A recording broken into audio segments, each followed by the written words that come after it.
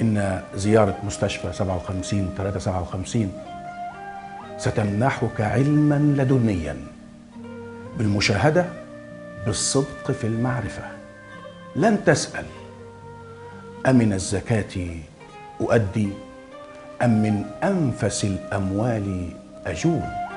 أنتم أيها المشاهدون، أنتم أيها المصريون، أنتم أيها العرب، من تتحملون هذه التكلفة، من تعاونون، من تعينون إدارة هذه المستشفى على الاستمرار. قدم سهما من زكاتك لهذه المستشفى، لعلها إن شاء الله تعالى بما تقدمه من قليل أو كثير تستمر في عطائها. وجهوا زكاتكم كلها، وجهوا صدقاتكم كلها لمستشفى 57.